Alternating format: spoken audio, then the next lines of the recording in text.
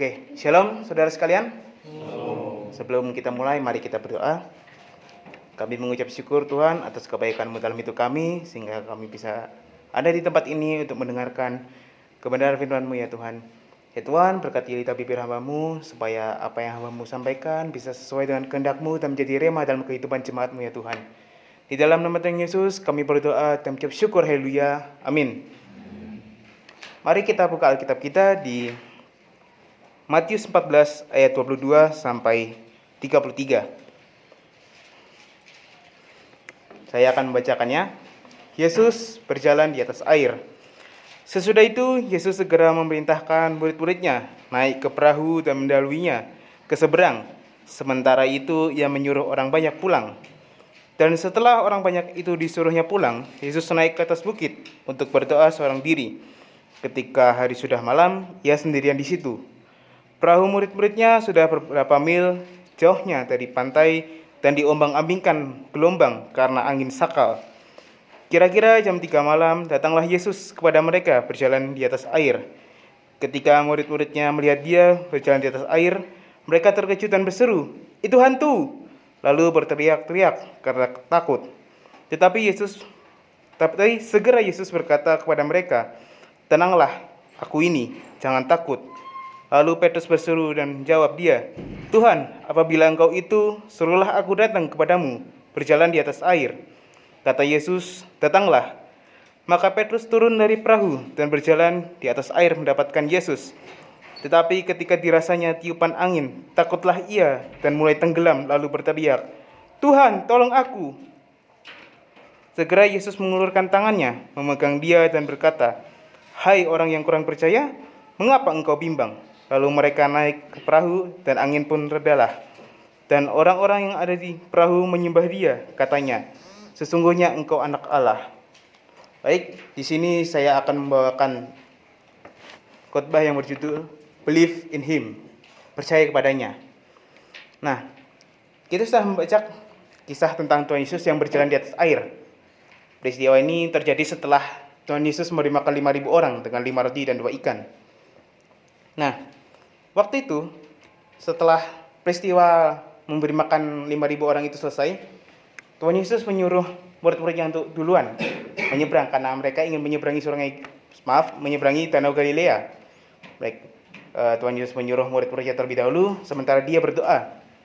Lalu kira-kira jam 3 subuh lah, Tuhan Yesus datang kepada murid-muridnya yang saat itu sedang ada di atas perahu di Sungai Galilea, di Danau Galilea.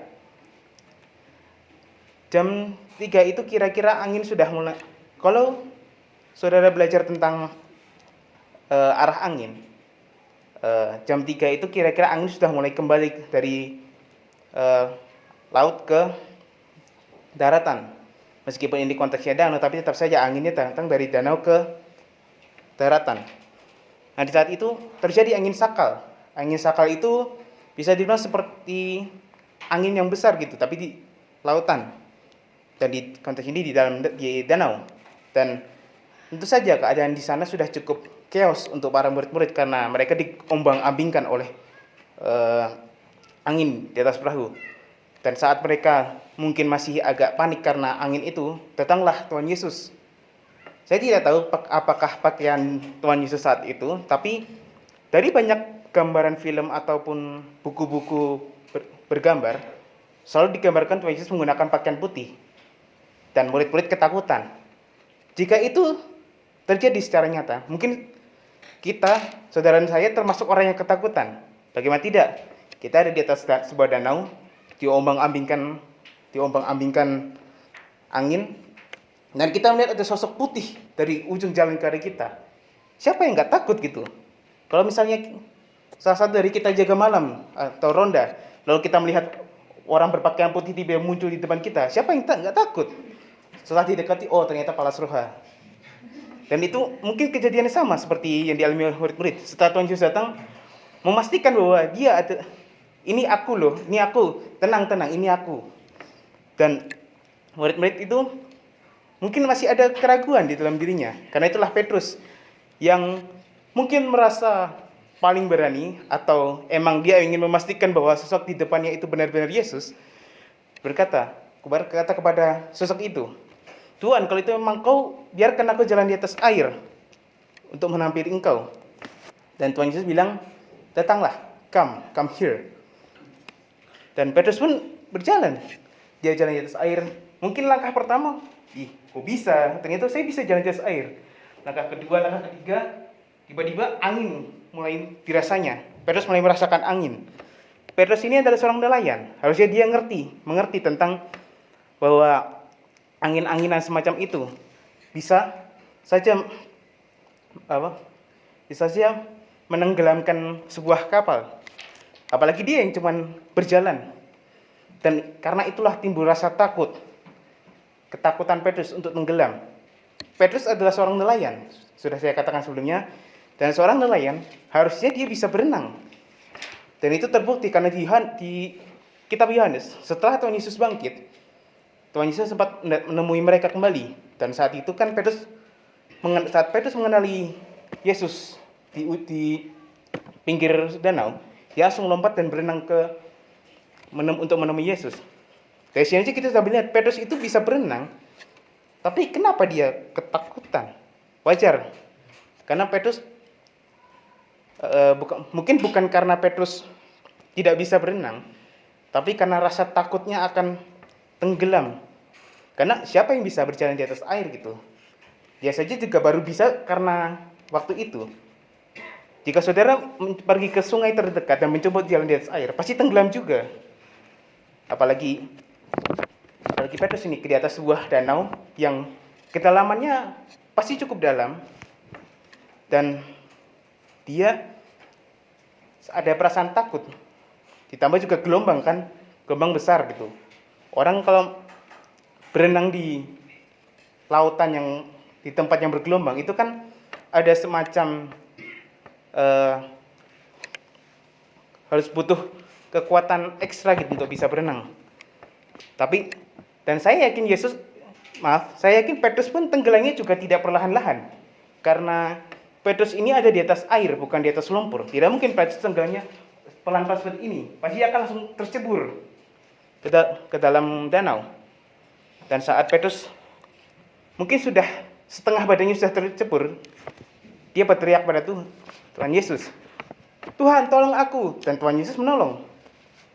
Dan setelah itu dibawa naik. Tapi di sini bukan naik ke atas perahu, dibawa untuk bisa berjalan kembali di atas air.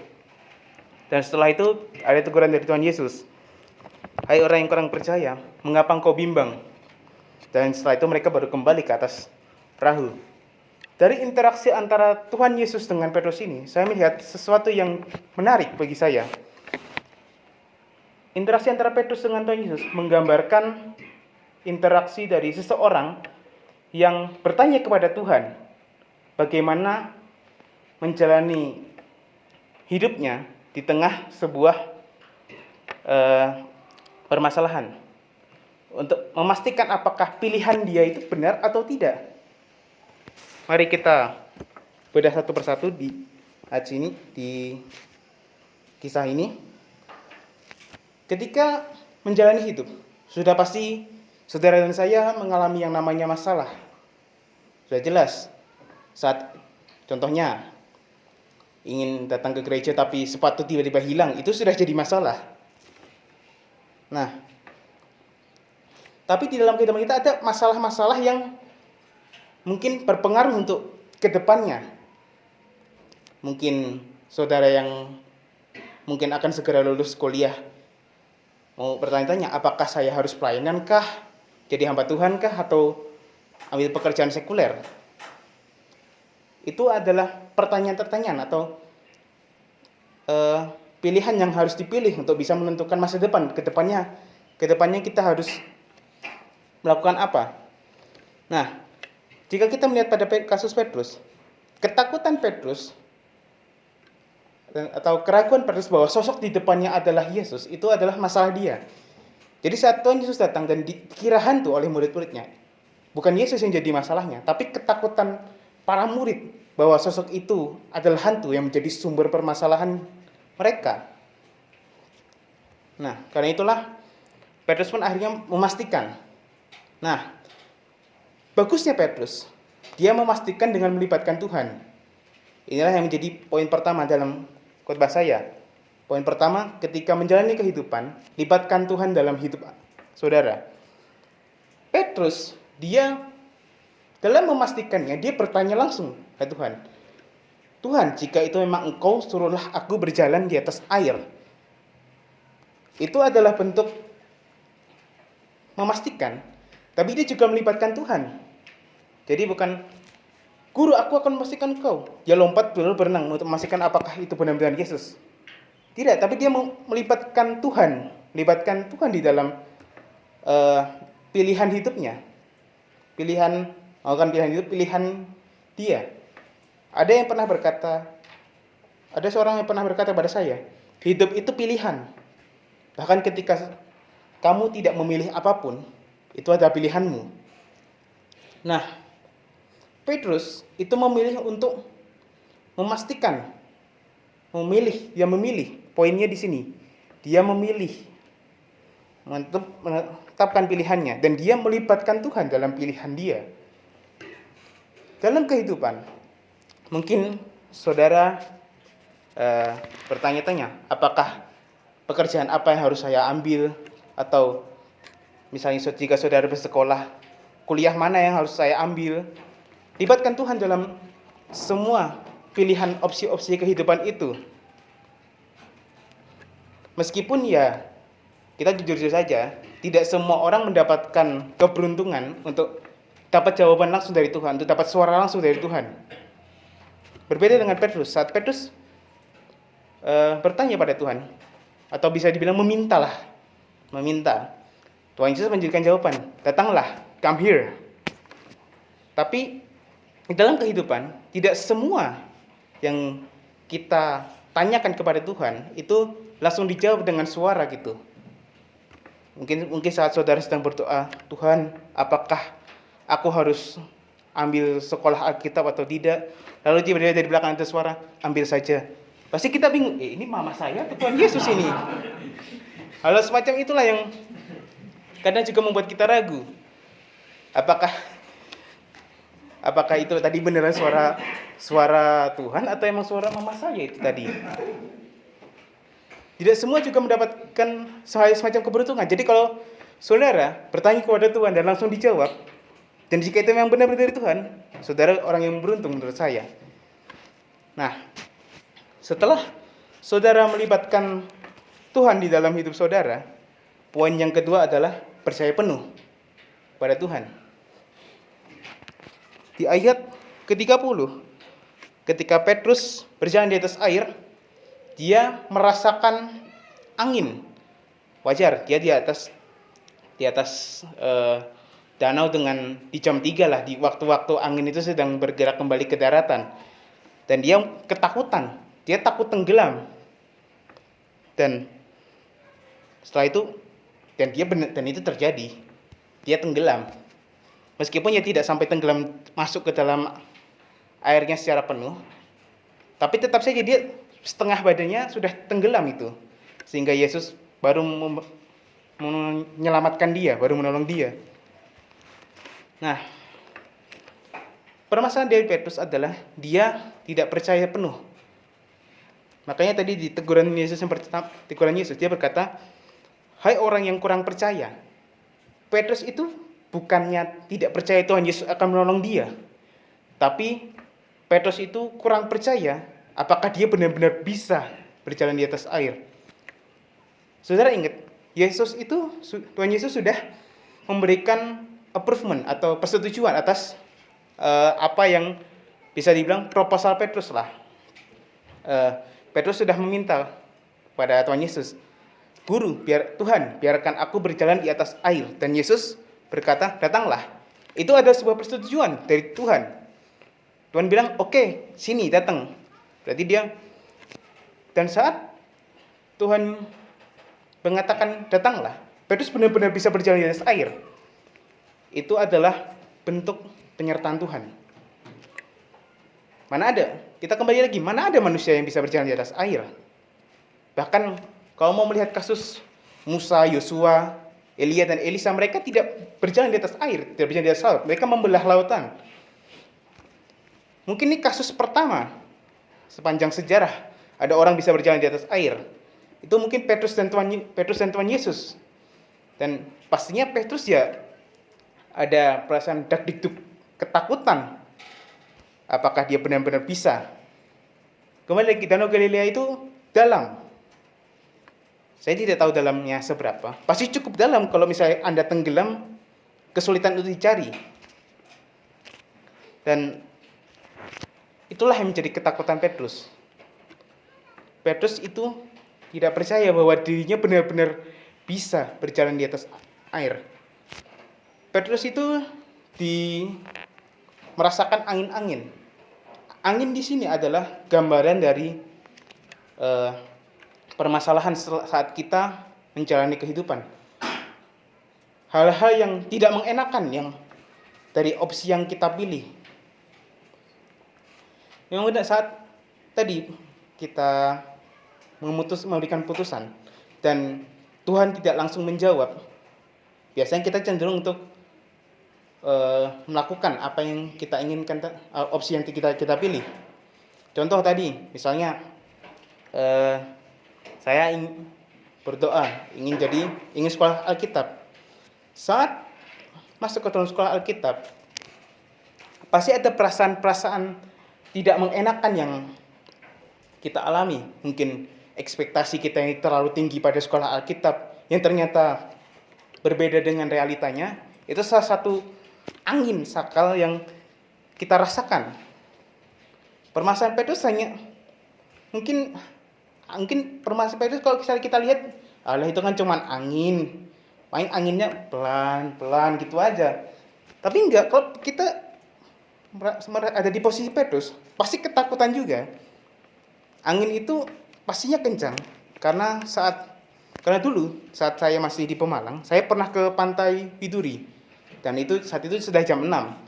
Dan saat saya berdiri di bibir pantainya, itu anginnya memang kencang. Padahal ini konteksnya di pantai utara Jawa yang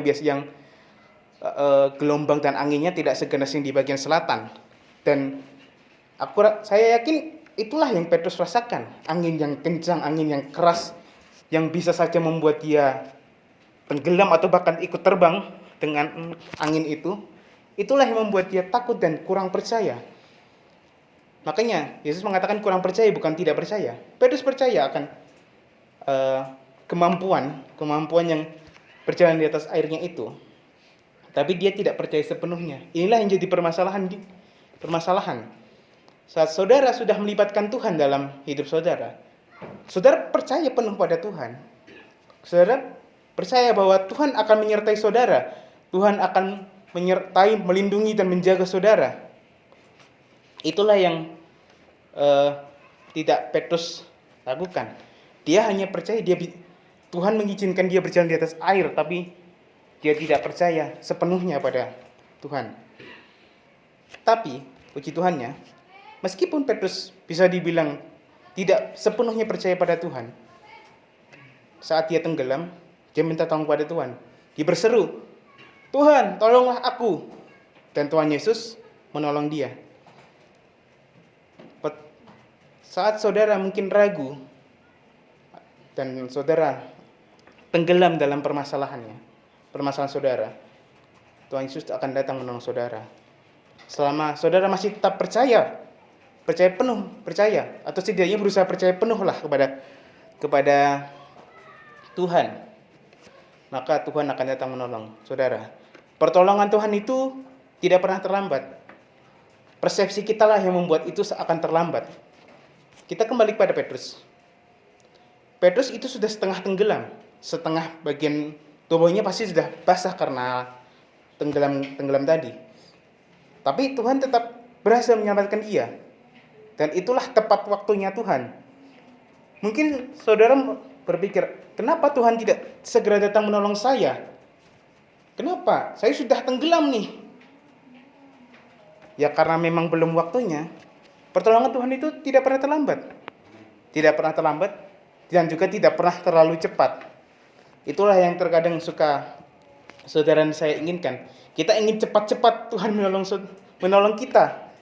Sampai kita lupa kalau Tuhan itu tidak selalu tepat waktu. Tidak pernah terlalu cepat dan tidak pernah terlalu terlambat. Kenapa? Kenapa Tuhan tidak cepat-cepat menolong? Supaya ada kesadaran dari saudara dan saya untuk berseru kepada Tuhan.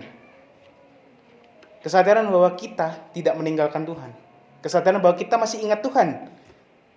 Karena itulah saat Petrus tenggelam, dia berteriak, "Tuhan, tolonglah aku." Kalau Petrus tidak